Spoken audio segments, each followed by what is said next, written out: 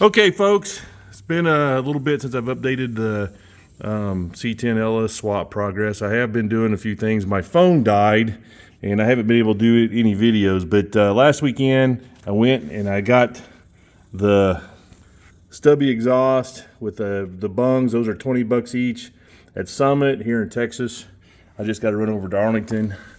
I live in South Fort Worth, very far South Fort Worth.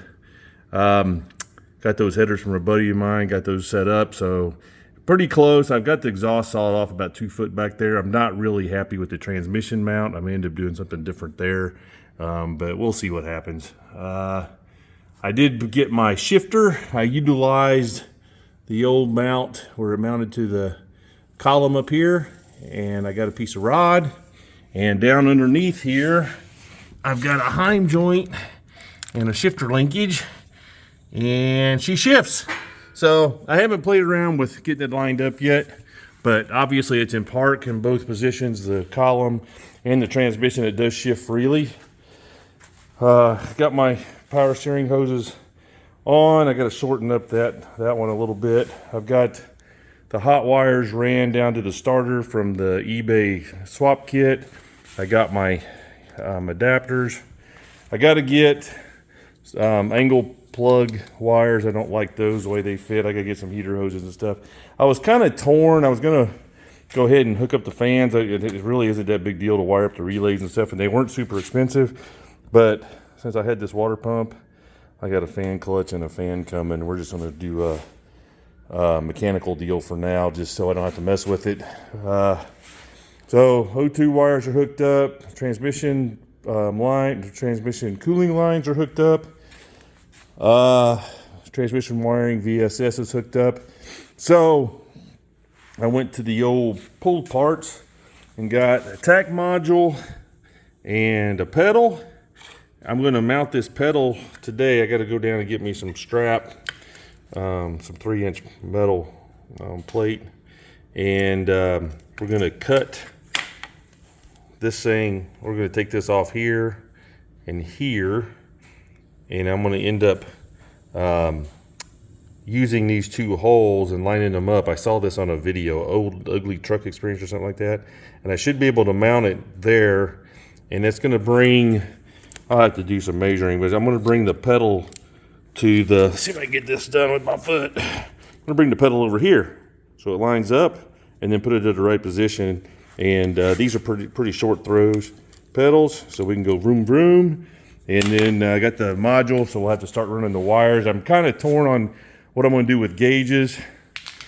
I picked up this bad boy.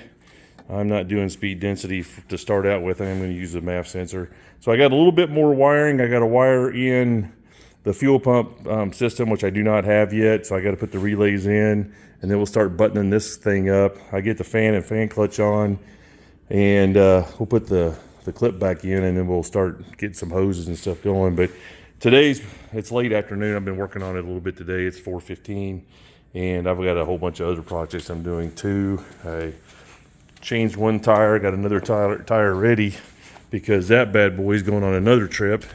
So I had to put some tires on my trailer. Always stuff to do. I got a leaking sprinkler, had to mow my yard. You know how it is, lots of stuff to do. But anyway, I am working on the truck. It is getting close. My wife did tell me that she wants to hear it run. So fuel system, I'm going to order that next after I get my fan clutch and stuff in.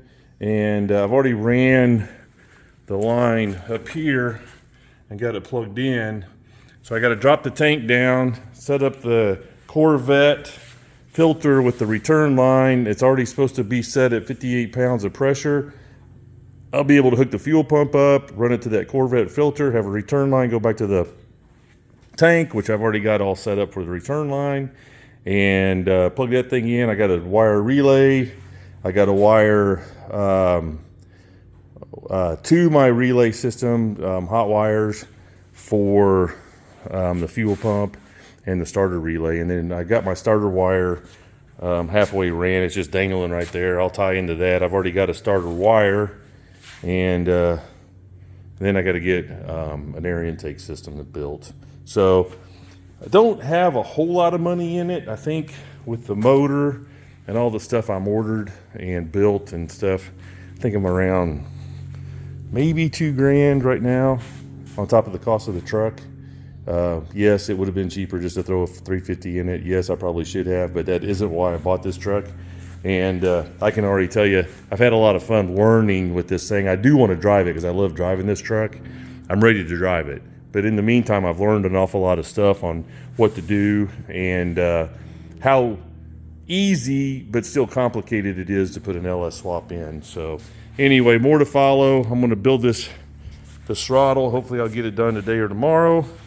And we'll get a video up of that, how that works, and just kind of keeping you guys apprised on what the situation is. But you know how it is. You put stuff in your shop and you don't start, you don't start working on it, and then pretty soon it turns into shelves.